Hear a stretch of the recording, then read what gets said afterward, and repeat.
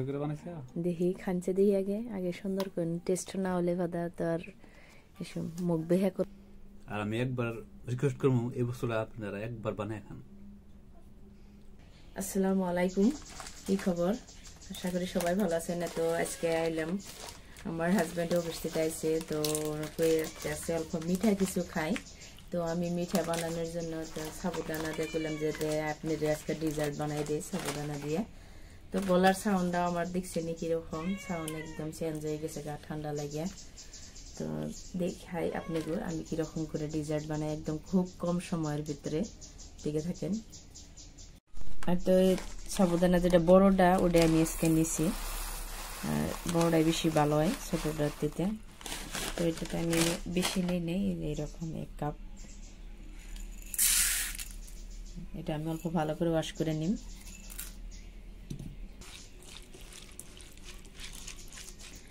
তো এটা আমি গরম পানি ভালো করে ওয়াশ করে গরম পানি দিয়ে দিছি, এটা দেখছেন।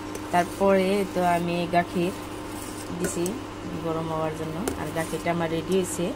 তো ওখানে আমি চিনি দিয়ে দিলাম, পরিমাণ মতো চিনি। তো আপনারা যেরকম মিঠা খান ওরকম দিয়ে দিবেন। আমি অল্প মিঠা কমই খাই, তো এই জন্য মিঠাটা অল্প কম দিয়ে দিলাম আমি চিনিটা।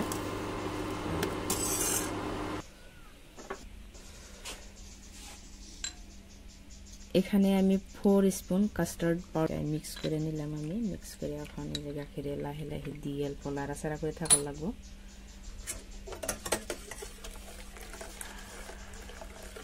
এই তো আমার গাখিরটা কাস্টার্ড যেটা পাউডার দিয়ে মিক্স করে গাখিরটা রেডি এসে দেখতে পাচ্ছেন।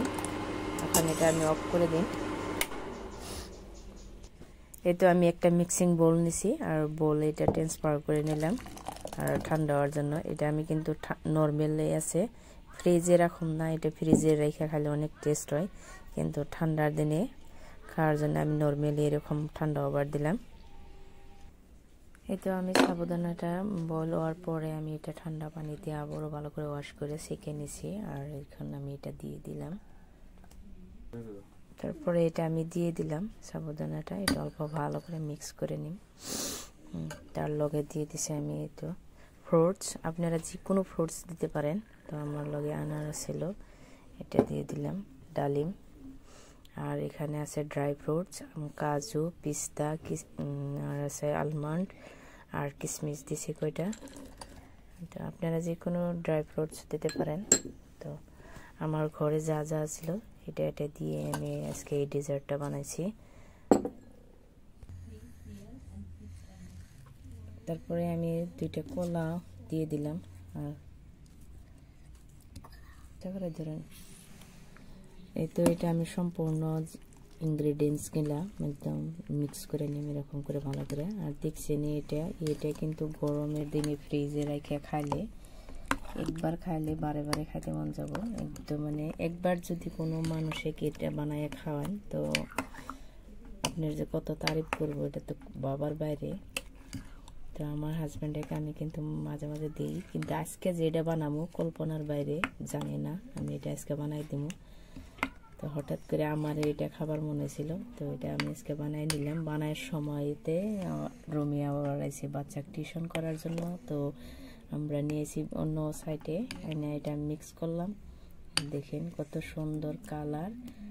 আর এটা নর্মাল, আমি আজকে ফ্রিজে রাখি না, এরকম এমনি খাওয়ার জন্য রেডি। তো আমার হাজব্যান্ড আছে বেডরুমে, আমি ওই রুমে টিউশন আছে, বেটিটা টিউশন করাইতেছে। তো খাবেন না? আনার বলে খিদা লাগছে, এটা ডিজার্ট বানাইছি। এত সুন্দর করে বানাইছে দেখি খানছে দেখি আগে সুন্দর করে টেস্ট না হলে ভাদা তো আর এসব মুখ বেহা করবেন। দেখেন কিরকম হয়েছে, খাই দেখেন, কমেন্টস করবেন।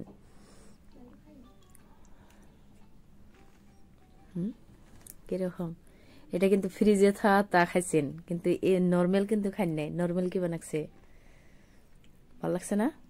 কল্পনার বাইরে টেস্ট হয়েছে, আসলে এটা কিন্তু ফ্রিজে আরো বেশি ভালো লাগে, একদম আইসক্রিমের মতো লাগে ডেজার্টটা। এটা আজকে আমি ফ্রিজে রাখি নাই, যেহেতু ঠান্ডাই, এখন কুল সিজন, ঠান্ডার সিজন। এই সিজনে তো আর ফ্রিজে রেখে খাওয়া যাবো না, আর এমনিতে বেমার হয়ে আছে সবেরই। তো আজকে আমারও খাইবার মন গেছিল এটা, যে বানাই, অনেক দিন ধরে বানাবার চাইতেছি। তো আজকে ভিডিওটা কেমন হয়েছে অবশ্যই একটা কথা কম, আমার হাজবেন্ডে কিভাবে কব শোনেন আপনারা। যদি আপনারা হয়তো এই ভিডিওটা ফুল দেখেন, বস্তুটা বানাটা কিরকম করে বানাইছে আপনি নিশ্চিত জানবেন। আর আমি একবার রিকোয়েস্ট করবো এই বস্তুটা আপনারা একবার বানায় খান,